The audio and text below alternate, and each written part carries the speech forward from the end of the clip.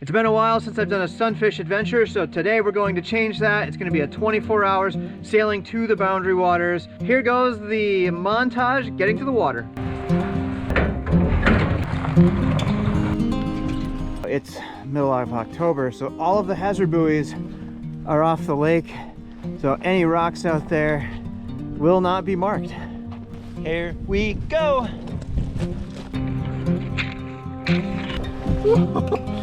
So we've got several miles to go to get to the portage. Water's cold, we don't know where the obstacles are. Because I have to hike once I get to the portage, I packed as if I'm going backpacking.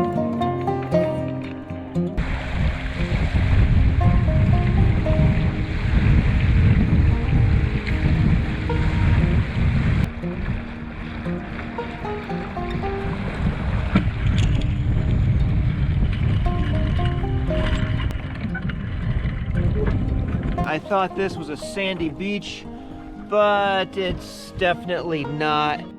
You can see it's just rock. Somehow I'll need to get the boat up on land there. I should probably say most of the use of this boat is messing around, doing goofy videos and adventures with friends or on my own. And adventuring like this is definitely harder on boats than what you would be with a race boat. I'm dragging it across stick, tapping rocks a little bit, but I'm okay with that. I'm going to take as good of care of it as I can, but I'm not going to baby it either because I want to use it for adventures. All right, so this time of year is allowed for self-issue permits. This end of the portage is national forest. The other end of the portage or trail is the Boundary Waters canoe area wilderness. And the goofy thing about this trip is that I'm coming here by sailboat. Now, Boundary Waters is a canoe area. Now, people take other, human-powered modes of transport for boating, and you can hike, of course, but you may not use an official sailboat. So now, it's just me, this pack, and no boat. There's the trail. Oh boy, beavers have been busy. We've got quite a deep, wide-looking beaver pond. Well, that stinks. Apparently, the camera didn't start, but got the dry suit back on in the water. Walked the rest of the way. Made it to the other. Made it to the other side. There is one campsite that's a quarter mile around the corner, and the next closest one from there is a little over a half a mile. So the risk here is that all the campsites in the Boundary Waters are first come, first served, so if somebody's there, I am going to be swimming over half mile with my bag. So this seemed like an okay plan when I was originally concocting this whole idea, but I've got to go out around the point. Oh boy. Now the water is cold, but I've got some long johns on. I do have some neoprene gloves as well if I need to warm up my fingers. Even with the long johns on, it is pretty chilly. Got the gloves on though. I'm just gonna start swimming. Oh yeah. Oh, this is ridiculous. So sailing, hiking, wading, hiking, and now swimming. What other YouTube channel do you see this on? Well, the sun's getting lower. It's slow going with pulling a bag. Plus I'm fighting the wind sometimes. It'd probably be quicker if I were to tie a rope around my waist and pull it. I'm also going a little slower because I'm trying to keep my head out of the water. I realized I did forget to bring a warm hat, but I do have a hood. I think my campsite's maybe around the next little peninsula there. This earth pack is rocking it. It looks like a campsite clearing up there, and I don't see any boats. Hello! Okay, I just got my head wet. Oh. That was a surprise.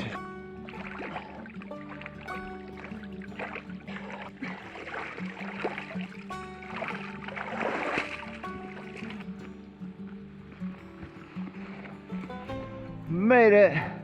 This campsite's beautiful. Oh, these pines. Awesome view. Campfire ring, all of it. Great tent spot. I'm relatively warm. Everything in my dry bag is nice and dry. That's a bit better. At least I have some warm stuff on. And yeah, back of my head is still wet from stepping off that ledge. I'm gonna get camp set up.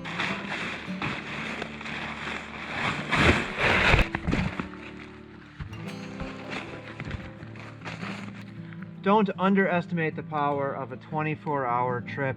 It's been stressful at work and with personal projects, politics, finances, all sorts of things. And just leaving 4 hours ago, I mean, I feel like a different person. It's just a nice reset. I'm just starting to experiment with making my own freeze-dried meals, surprisingly enough. So I don't really know how much water to put in. This is rice noodles, chicken, some veggies, some spices, and then I'll throw some cheese in because you can't eat a meal without cheese out here, right? I am so hungry, and this is so tasty. And look at the view. Good morning. I wanted to get up sooner, but I was pretty tired from the week and I just slept 11 hours. I never do that.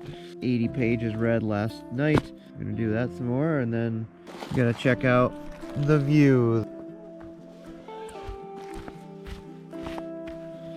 Time for breakfast.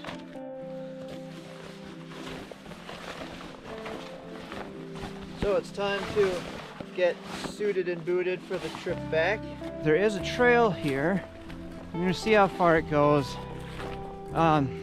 Mostly because I spent a bit longer reading and hanging out this morning than I was intending to.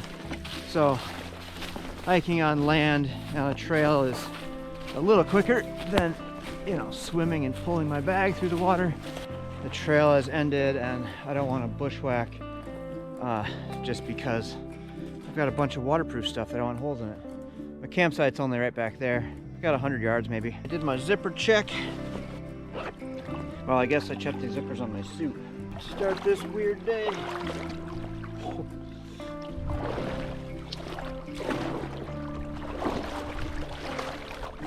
think I'll try to stick near the shore a little longer today, just so I can walk instead of swim. This is much faster. Can't really see my legs much or see rocks underneath.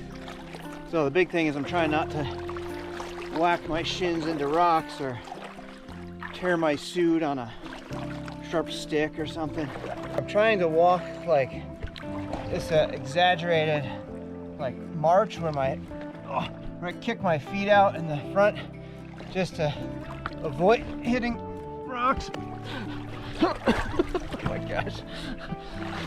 All right, I'll catch you in a little bit. Just across this bay. I should be back on trail. Just out for my morning swim in the end of October in the Boundary Waters with no boat. Definitely put my trust in this drysuit. That's the hardest version of swimming. You know, I like to show that things are possible.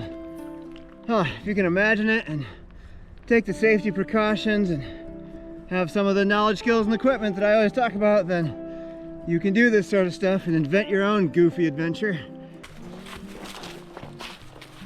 we are back at the beaver dam.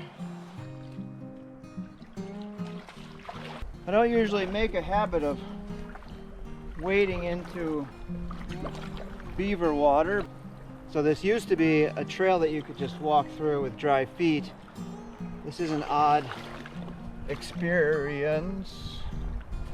Back on trail again. This feels funny because I have a bunch of water in my neoprene booties. It's definitely windier than when I came here.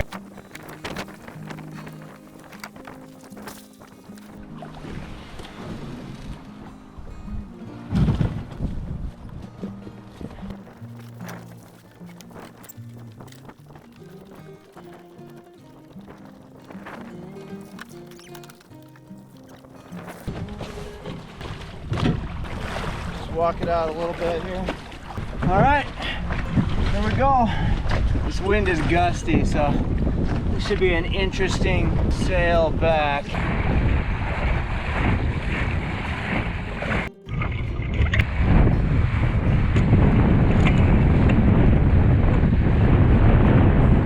Just made it back.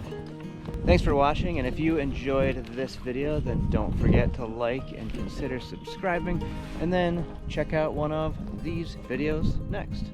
Until next time, keep on adventuring.